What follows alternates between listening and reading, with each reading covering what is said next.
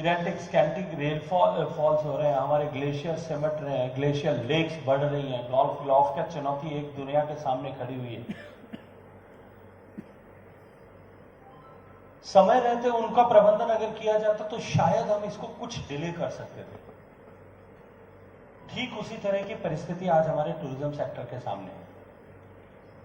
पूरी दुनिया इस बात को स्वीकार कर रही है कि टूरिज्म जो है इकोनॉमी का एक बड़ा ड्राइवर और जो है ग्रोथ इंजन बनेगा। और भारत जैसे देश में निश्चित रूप से जब भारत की इकोनॉमी जिस गति के साथ में बढ़ रही और जिस तरह से पूरा विश्व इस बात को स्वीकार करता है, आप लोग आर्थिक जगत के लोग हैं, आप लोग मुझसे ज्यादा बेहतर तरीके से इस बात को समझते हैं। अभी डावोस में भी इस पर बहुत सारे लोगों ने चर्चा की है that Indian economy is going to grow double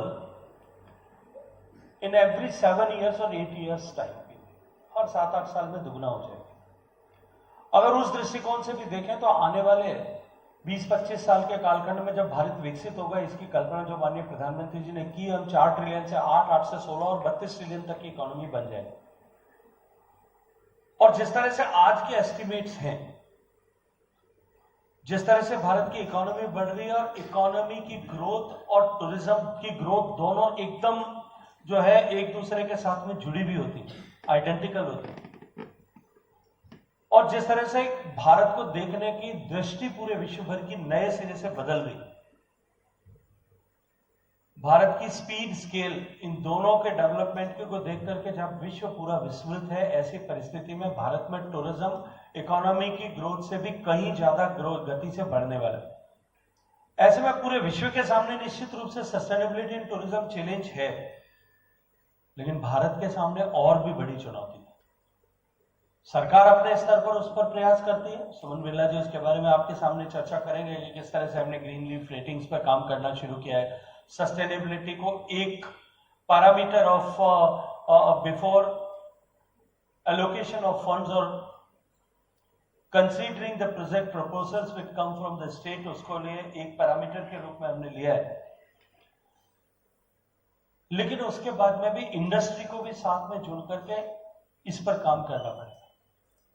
और क्लाइमेट चेंज के जो परिदृश्य है उसको देख करके यह बात सब सहज रूप से समझ सकते हैं कि until unless it becomes everyone's business, everybody's business, and each and every stakeholder and part and partial जब तक उसकी रिस्पॉन्सिबिलिटी नहीं लेगा, तब तक हम इस इतनी बड़ी चुनौती का समाधान नहीं कर पाएंगे। तो सस्टेनेबिलिटी इन टूरिज्म जो है, आज हम ठीक उसी मुकाम पर खड़े हैं जहां आज से 20-30 साल पहले क्लाइमेट चेंज को लेकर के जो चुनौती थी, उस समय में जिस चुनौती के सामने पूरा विश्व खड़ा था। और मुझे लगता है कि अब तो हमारे सामने एक ज्वलंत उदाहरण है जिसको लेकर के हमको सीखने की आवश्यकता है। और मुझे बहुत प्रसन्नता है कि इंडस्ट्री लीडरशिप लेकर के अपना रोल निभाने के लिए उसमें इस तरह के समसामयिक कंटेम्पररी सब्जेक्ट्स पर बातचीत करना शुरू करते, चिंता करते, विचार करते। और निश्चित ही आज के इस कार्यशाला में, इस वर्कशॉप में जो डिस्कशंस होंगे, जो एक्सपर्ट्स अपनी बात करेंगे, उन सब से जो इस विचार मंथन से जो नवनीत निकलेगा, the nectar which is going to come out, let us all pledge ourselves कि हम उसको एक्शन में तब्दील करके, केवल सरकार नहीं, हम सब मिलकर के एक्शन में तब्दील करेंगे। और हम सब अपनी रिस्पॉन्सिबिलिटी, उसमें अपनी अपनी रिस्पॉन्सिबिलिटी को आइडेंटिफाई करके